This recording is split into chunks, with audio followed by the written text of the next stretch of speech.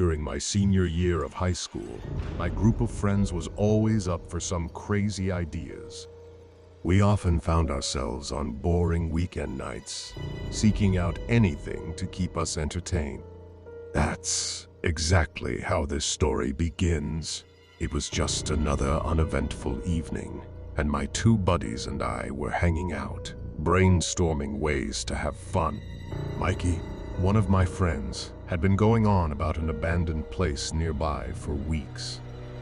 Initially, we didn't pay much attention to his stories, but on this particular night, with nothing else to do, his suggestion to explore this mysterious location seemed oddly appealing.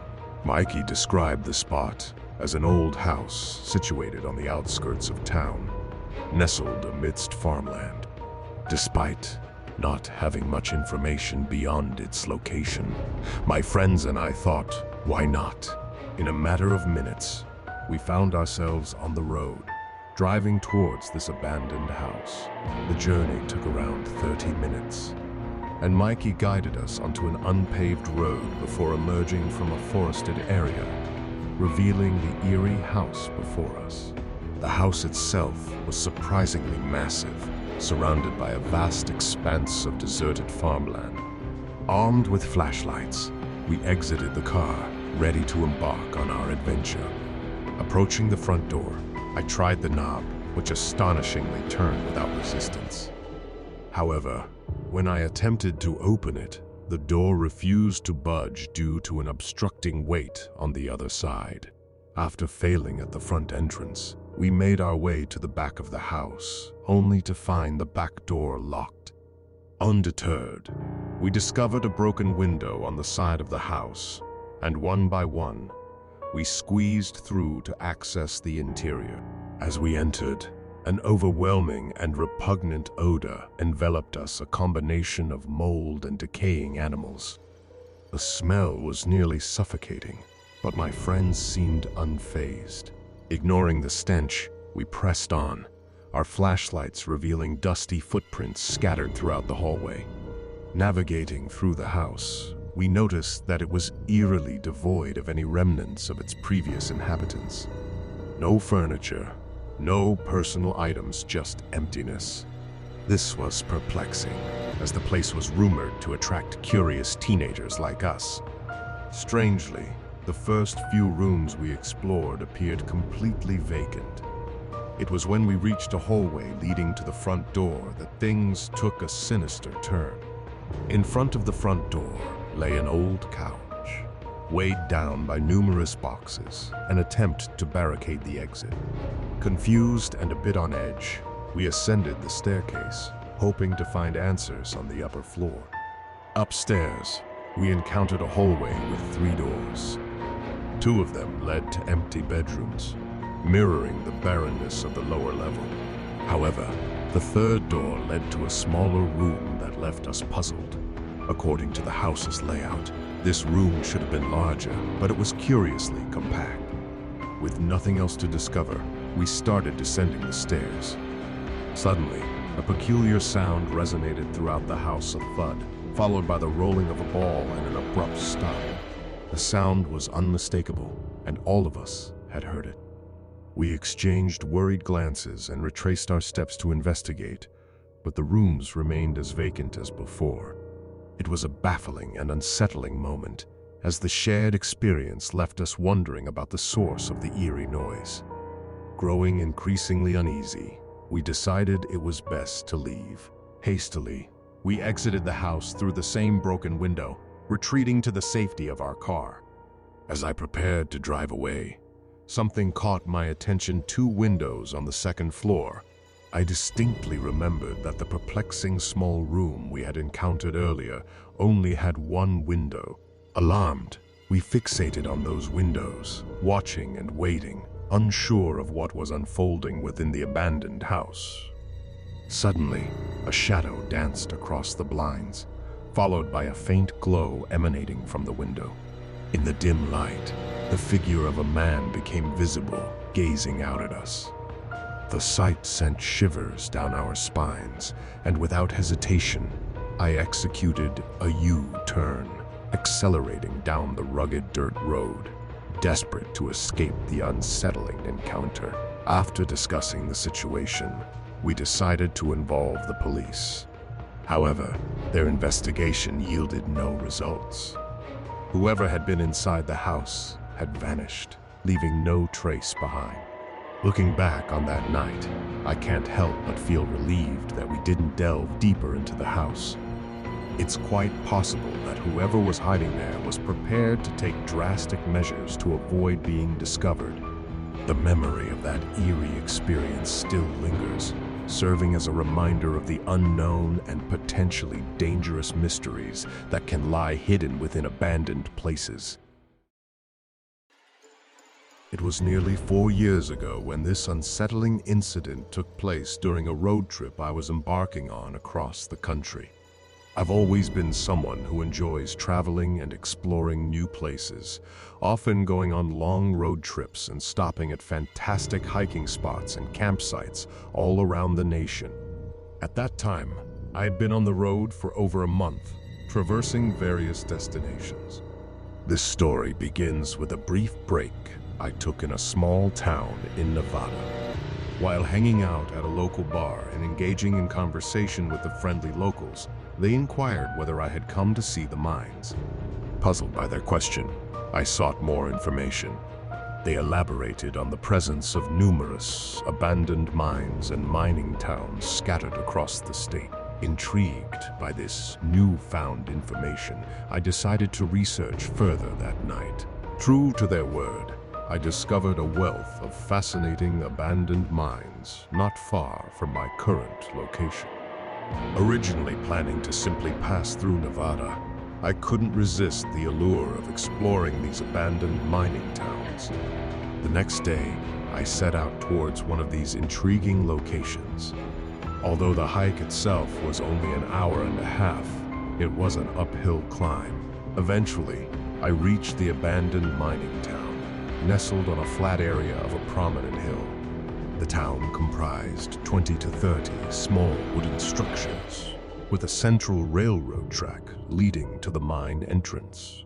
My flashlight in hand, I walked along the railroad, taking in the uniform rows of weathered wooden buildings. While my primary focus was the mine, I couldn't help but be captivated by the ghost town's presence. I ventured into one of the structures, but it was filled with debris, leading me to believe that the others would be in similar conditions.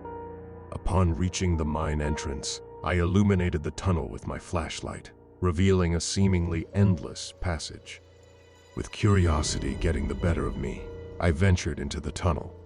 As I progressed, the silence around me grew more profound, eventually being accompanied only by the echo of my footsteps. After a few minutes, I reached a point where the railroad tracks came to an end. A sign indicating the closure of the area lay ahead. Disregarding the warning, I continued, noticing that the tunnel's dimensions began to change, becoming shallower and less refined. Negotiating a downward slope, I encountered a section where the tunnel floor had caved in, leaving a perilous gap. A makeshift walkway had been set up by a previous explorer, but it appeared precarious and unsafe. Peering down into the abyss, I recognized the potential danger and chose an alternative route, a side passage that I had initially passed up. This passage led me to a ladder, signaling a descent into a steep tunnel. As I made my way down the ladder, I heard an unsettling sound from below, a resounding thud reverberating through the mine. The echo distorted the source's proximity. Illuminating the area below, I spotted a large rock obstructing the passage. Curiously, this rock differed significantly from the surrounding material. This discovery raised questions about its origin and the cause of the thud. Cautiously, I pressed forward, only to encounter an unexpected sight further down the tunnel. Two figures, almost indistinguishable, stood approximately 10 feet away, a man and a woman. A sense of unease washed over me as their gaze met mine.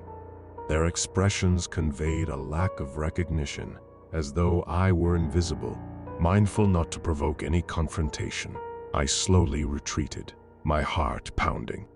Upon reaching the ladder, I maintained my composure and began climbing with deliberate care. Midway up, a chilling sensation gripped me as I sensed movement on the rungs below. Glancing downward, I was met with an abyss of darkness. Panic surged through me, and I screamed, propelling myself upward as quickly as possible. Bursting out of the mine, I sprinted away from the ghostly town, my fear propelling me forward. During the return hike, I contemplated the encounter, attempting to rationalize the unsettling events. Perhaps the sound I had heard was simply their footsteps, and I had misinterpreted it in the moment. Nevertheless, the experience remained deeply unnerving. Determined to take action, I drove to a nearby police station to report the incident. Despite my account, it appears that the authorities didn't conduct a thorough investigation. Since then, I've delved into online research and contemplated various theories surrounding the enigmatic figures. There have been documented cases of couples disappearing in the area over the past decade, often linked to serious crimes. This unsettling revelation leads me to wonder whether these two individuals could have been connected to these unsettling disappearances. Reflecting on this harrowing encounter, I realize how fortunate I was to have escaped unscathed from a potentially perilous situation. In a small town far away from bustling cities, my best friend Glenn and I grew up in a close-knit community where everyone knew each other. During our formative years, tales of eerie occurrences circulated around the town, though most seemed too far-fetched to be true. One recurring story involved an abandoned community nestled within the surrounding woods a few miles away. While we initially dismissed these stories as mere rumors, our curiosity eventually got the better of us during our high school years. As we delved deeper, we discovered that this enigmatic community was indeed real, shrouded in a rich history. Unable to resist the allure of the unknown, we hatched a plan to venture into the woods and uncover the truth. Our preparations were modest, involving the packing of a backpack stocked with essentials such as water and flashlights. Armed with vague directions to a rough trail leading to the abandoned community, we embarked on our journey. The trail led us for approximately 3 miles until it abruptly ended, leaving us in an apparent dead end. Skepticism crept in, hinting at the possibility of a prank, but Glenn's determination pushed us forward.